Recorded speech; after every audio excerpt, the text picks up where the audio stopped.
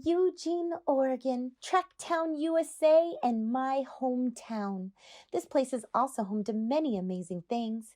The University of Oregon, go Ducks! The birthplace of Nike, and some of Oregon's best breweries. The city inspires activity in the arts and the outdoors, and it's right next door to Springfield, the inspiration and the supposed home of The Simpsons. That video is coming soon. But for right now, we're going to talk about the one thing that creates the unique hype about this city in the Emerald Valley, the one event that brings in free spirits, hippies, and nomads, or really anyone seeking a counterculture experience, the Oregon Country Fair. And it's not what you think. Greetings, salutations, and welcome to my channel. It's Jess Northwest here, and boy do I have an adventure for you. Every year, the city I live in gets a little different. Some could even say a little weird. So today, we're gonna go to the Oregon Country Fair. Yes, that's right. I'm gonna prove that it's not just a bunch of naked hippies running through the woods. Though there's plenty of that, if you camp. Every year, the fair brings in tens of thousands of fairgoers, and then they never leave. But that's another story. I've only been to fair 2 times in my life, but this year is special, so I'm taking you with me.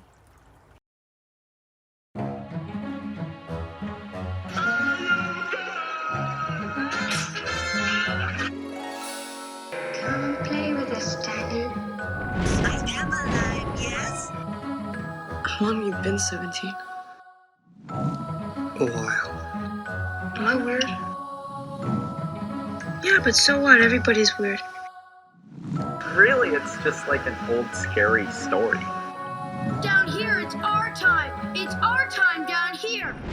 Goonies never say die. No, I'm on a special diet. You're no crazier than the average ass out walking around on the streets, and that's it. So we might as well have a good time. Just put your seatbelt on. You better hold on tight, Spider Monkey. Let's go! Come on! Ah!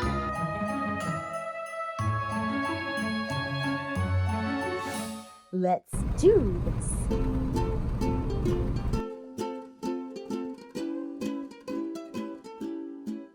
The Oregon Country Fair is held annually in July, and it's a non-profit 3-day art and music fair.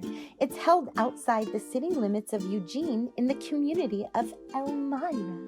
What a pretty name. It almost sounds like a fairy's name. As you get closer to the fair, you can already see vendors lined up, and you can feel a sort of change of energy and excitement in the air. Or maybe that's urine.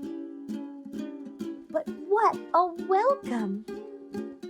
From the moment you get inside the grounds, you're greeted by a few people of a huge network of volunteers, all whom the fair depends on to run.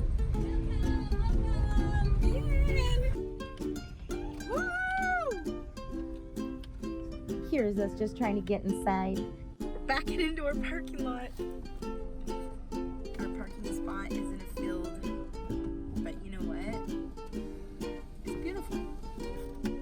They encourage you to take the city bus, and you should, as it's a long process to walk in. Man, it was beautiful. But let's speed things up. The very first fair was held in Eugene in 1969, making this fair the 50th anniversary. 50th. The fair began as a simple craft fair to raise the funds for the Children's Community School. The event moved to its current location in Elmira for the fall fair in October 1970. And until 1977, the fair was known as the Oregon Renaissance Fair. To me, this is more fitting, as this event encourages the revival of art and expression. As you enter into the illuminated woods, you slowly realize that you're leaving the conventional world behind and entering into a world where freedom of self-expression and self-love can manifest into the spirit of art, music, and experience. a magical wood filled with quirky enchantment around every corner.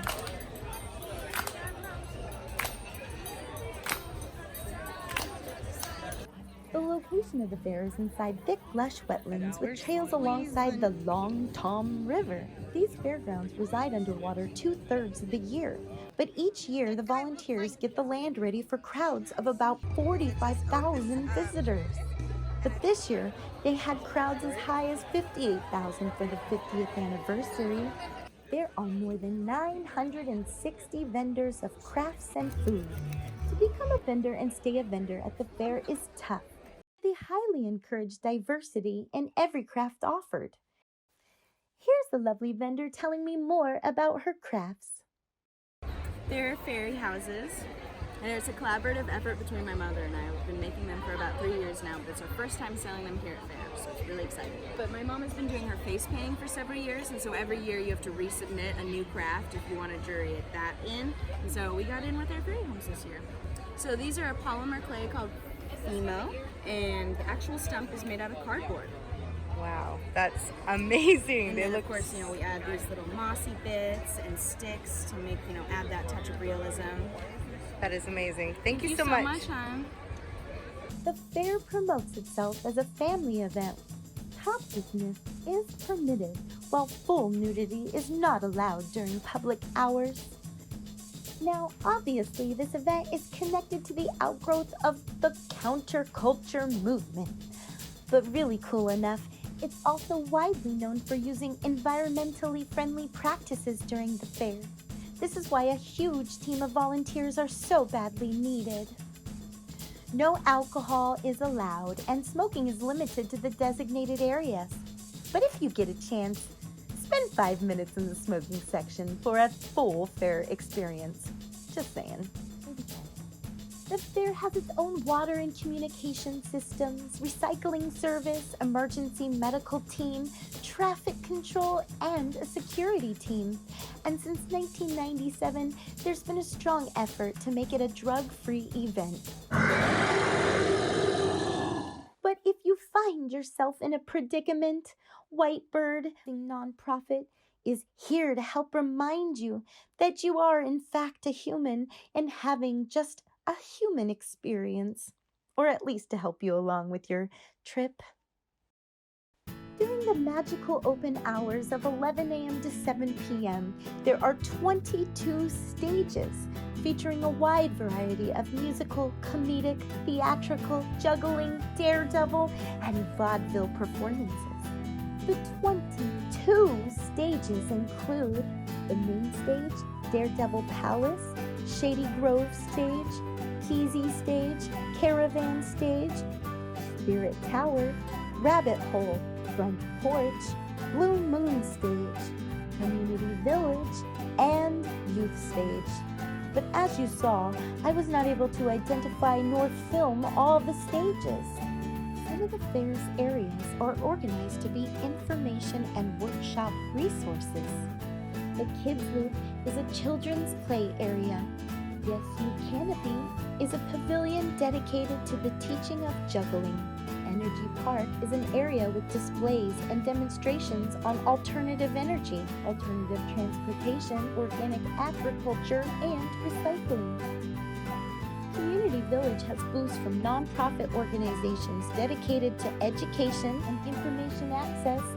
Archaeology Park is home to the fair's archaeology crew and includes replica cedar houses like those used by the Pacific Northwest Native American tribes, with the hands-on demonstrations of flit napping, fire making, and basket weaving and other Native American skills was my favorite part.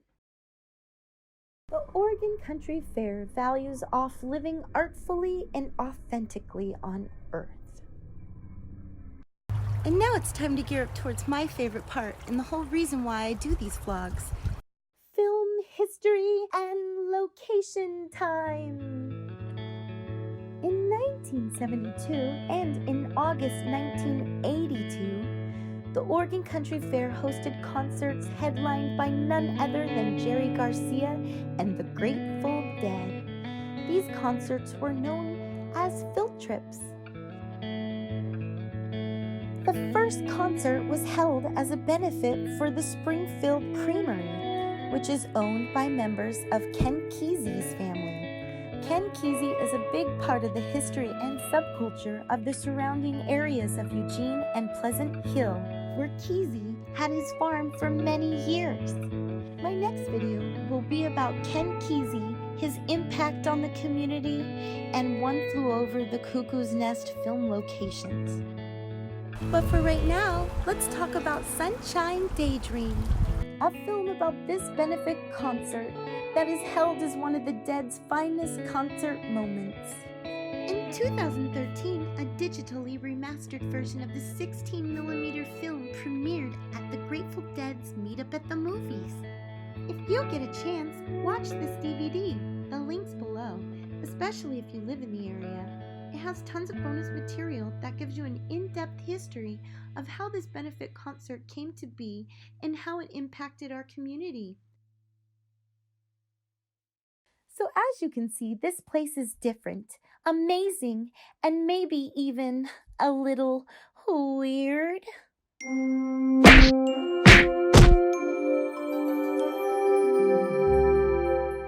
Well, that was a fun trip. Thank you for joining me and watching my video. If you like this content and you want to see more, subscribe below and give the video a thumbs up. I gotta fly.